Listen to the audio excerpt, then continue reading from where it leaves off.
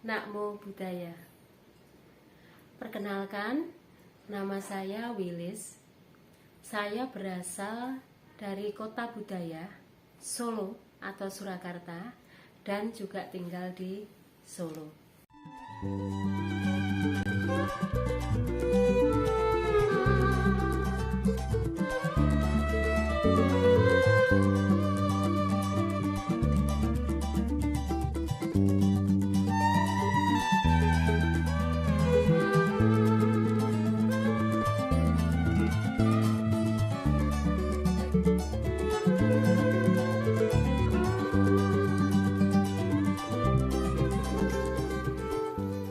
Saya dulunya adalah seorang akademisi karena saya pernah menjadi salah satu pengajar di Sekolah Tinggi Agama Buddha di Jawa Tengah.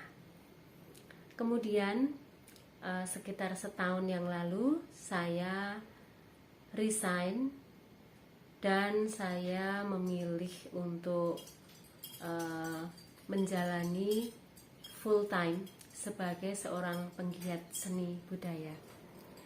Kebetulan background pendidikan saya adalah seni tari, dan sejak saya masih menjadi seorang akademisi pun saya juga tidak pernah terlepas dari kegiatan-kegiatan kesenian. Mengapa saya kemudian memutuskan untuk menekuni dunia seni sebagai full timer ya? Karena saya merasa sebagai seorang praktisi seni budaya yang terjun ke tengah masyarakat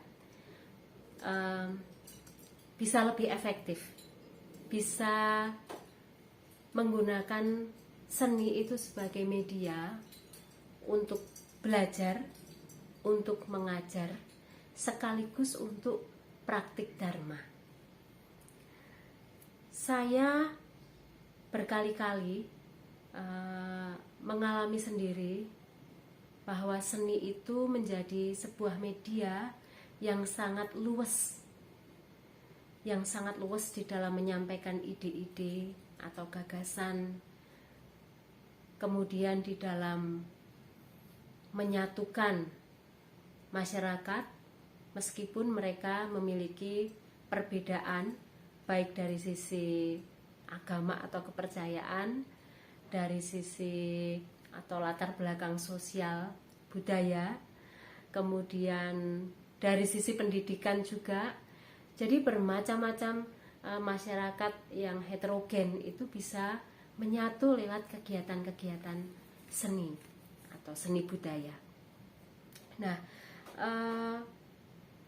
setahun terakhir ini saya mendampingi sejumlah kelompok-kelompok kesenian Buddhis di dusun-dusun yang sudah berjalan setahun ini adalah Dusun Krecek dan Batur Sari di Temanggung.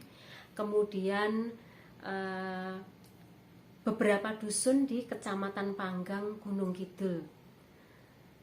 Ini sudah ada dusun-dusun lain yang juga akan saya dampingi. Pendampingan kegiatan seni budaya di dusun-dusun ini saya pilih karena kesenian itu menjadi hal yang sangat, terutama seni rakyat ya, itu menjadi hal yang sangat digemari oleh masyarakat pedusunan.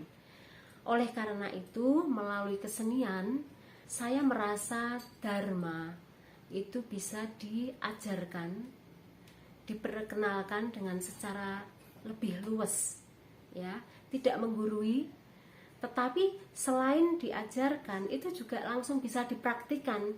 Jadi kalau saya melihat seni itu tidak hanya sebagai produk jadi ya, tetapi justru proses untuk menggarap kesenian inilah yang bisa memberikan peluang lebih dari sekedar teori atau konsep, tetapi pada tataran praktis. Misalnya ketika mengajarkan sebuah tarian atau tembang atau seni pertunjukan lainnya, itu kita menjalani proses latihan. Di dalam proses latihan itu ada yang namanya menyusun konsep atau gagasan ide dulu. kemudian menuangkannya ke dalam bentuk-bentuk yang lebih real ya. Misalnya kalau seni tari ya dalam bentuk gerak, kalau tembang ya seni suara, kalau karawitan ya seni musik begitu ya, atau seni-seni lainnya, seni rupa juga. Nah, di dalam latihan, proses latihan ini tadi itu terjalin komunikasi yang baik, komunikasi yang sama-sama merasa tidak ada yang menggurui ya, tidak ada yang lebih pintar atau kurang pintar, tetapi bagaimana kita mendudukkan teman-teman di dusun-dusun itu sejajar ya, kemudian saling menghormati, kemudian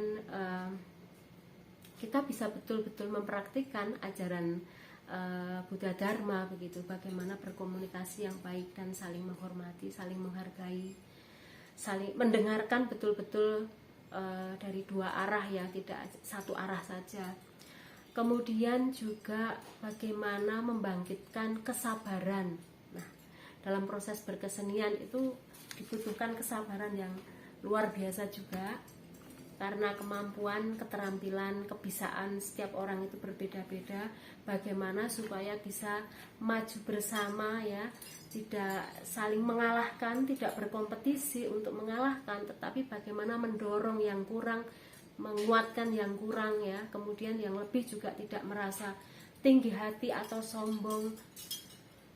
Selain itu juga bagaimana meningkatkan rasa tenggang rasa sangat penting di dalam berkesenian, karena sifatnya yang komunal ya, di dusun-dusun itu kebersamaan ini lebih penting daripada keunggulan tiap-tiap pribadi.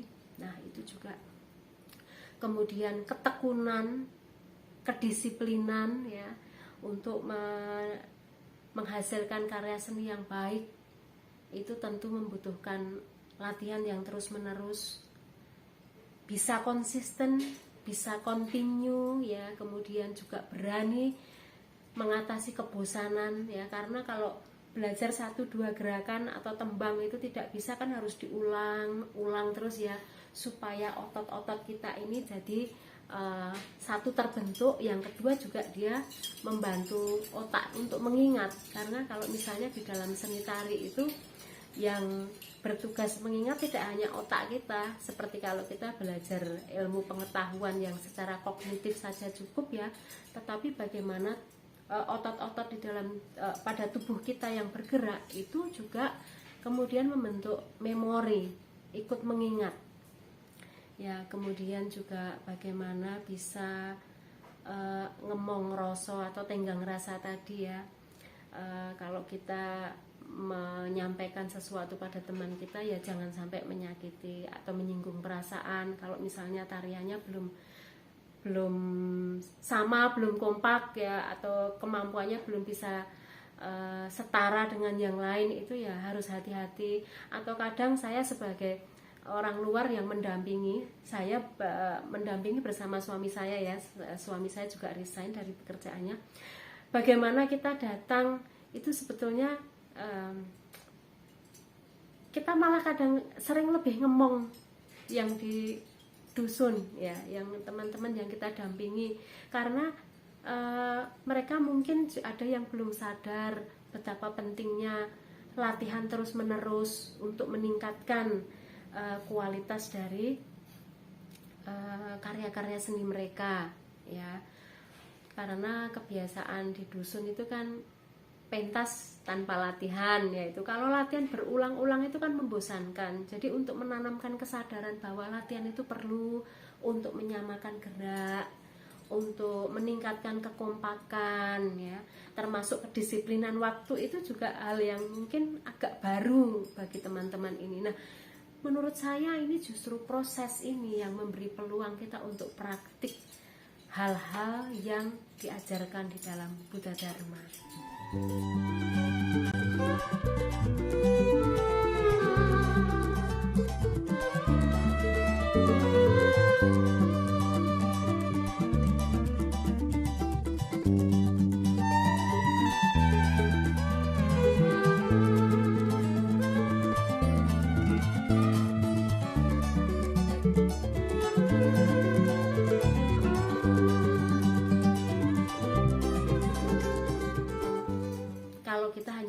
berpikir seni sebagai produk yang jadi, ya nanti akhirnya kesenian itu menjadi sesuatu yang instan.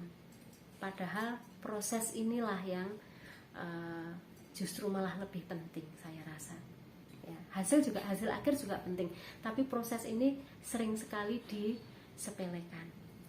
Nah, ibu bapak dan saudara-saudara sedharma dan para pendengar yang budiman, penonton yang budiman, karena seni sangat populer di masyarakat, khususnya di pedusunan, kami ingin menyampaikan kepada mereka bahwa seni ini bisa juga menjadi media tadi untuk menyampaikan nilai-nilai yang mulia dari Buddha Dharma.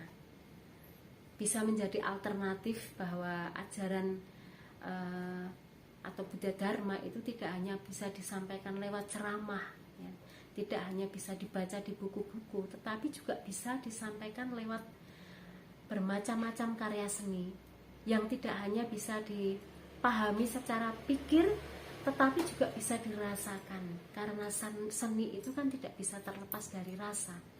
Jadi saya sebagai seorang seniman justru merasa seni ini memiliki kekuatan yang lebih, ya, karena tidak hanya menyentuh daya pikir atau daya intelektual kita, tetapi bisa menarik rasa, membawa simpati yang lebih dalam, meninggalkan kesan-kesan yang lebih kaya, baik secara visual, secara auditif, ya, kemudian bahkan secara bau, ya. Kalau kita misalnya tari puja yang menggunakan dupa, ya, menabur bunga, itu kan wewangian ini juga memberikan atmosfer yang berbeda, mampu meninggalkan kesan-kesan yang lebih kaya, yang kalau kita hanya membaca atau mendengarkan dharma itu hanya satu atau dua indera kita saja yang bekerja. Nah, jadi termasuk saya melihat betapa efektifnya seni digunakan untuk membabarkan dharma itu kalau masyarakat di pedusunan yang gemar kesenian tadi, agar tidak menggunakan seni hanya sebagai sarana hiburan saja, sarana untuk bersenang-senang saja, tetapi juga bisa untuk belajar atau mengalami pengalaman-pengalaman yang lebih luhur, yang lebih bernilai, yang tidak terlepas dari nilai-nilai Buddha Dharma tadi. Pesan-pesan yang positif, pesan-pesan yang baik dari ajaran Buddha Dharma itu bisa disampaikan lewat seni. Dengan demikian, seni juga akan menjadi sesuatu yang sifatnya penting, atau sebetulnya kan seni punya sifat yang lebih wigati, ya, atau lebih penting di dalam kehidupan ini. Seni sebagai hasil ekspresi manusia yang bisa dihayati dengan kelima indera kita, atau keenam indera kita, itu akan memperkaya kehidupan kita sebagai manusia ini, manusia yang berbudaya. Seni, lewat seni dan budaya juga sebuah bangsa itu memiliki kepribadian, membuat mereka berbeda dari bangsa-bangsa lainnya. Kalau teknologi boleh sama, bahkan mungkin secara teknologi kita kalah, sebagai bangsa Indonesia kalah dengan bangsa-bangsa yang lebih maju. Tetapi dari sisi seni budaya bisa jadi kita malah lebih unggul dari mereka. Nah, jika seni budaya memiliki potensi untuk mengangkat harkat dan martabat bangsa kita di kancah kehidupan di tengah bangsa-bangsa lain yang mungkin superpower, ya, lebih dari di dalam bidang lainnya, mengapa kita tidak membangun kekuatan kita dari sisi seni dan budaya ini? Melalui seni dan budaya juga saya mengajak saudara-saudara di pedusunan ini untuk mengangkat kembali kearifan-kearifan lokal yang bisa jadi sebagian sudah dilupakan, sudah ditinggalkan, dianggap usang, dianggap ketinggalan zaman, tidak modern karena tersaingi dengan ilmu-ilmu, kemajuan-kemajuan teknologi komunikasi yang sudah ultra modern. Padahal kearifan lokal inilah yang begitu membumi, yang sesuai dengan jati diri kita sebagai bangsa Indonesia, yang memiliki kekuatan untuk memperbaiki kondisi kehidupan kita, aspek-aspek lingkungan yang sudah terimbas menjadi rusak, menjadi tercemar oleh kemajuan zaman ya, akibat kemajuan teknologi, tapi tidak sustainable atau tidak berkesinambungan, sehingga hanya mementingkan hasil yang melimpah ruah tetapi tidak menimbang akibat-akibat negatif yang kemudian dialami oleh bumi kita. Jadi saya juga melalui sanggar saya Omah Sewu Sirah itu juga berupaya untuk memperkenalkan seni yang bisa mengedukasi masyarakat untuk lebih peduli kepada lingkungan, lebih peduli kepada satwa, lebih peduli kepada ajaran nenek moyang yang turun temurun yang berupa kearifan lokal tadi, dan tentunya lebih bisa memahami, mengendapkan dan merasakan ajaran-ajaran luhur Buddha Dharma yang berakar pada budaya Nusantara ini melalui karya-karya seni. Terima kasih, semoga membawa manfaat. Om Awikenam Astu, Mugi Rahayu, Sakung Tumati. Matur nuwun.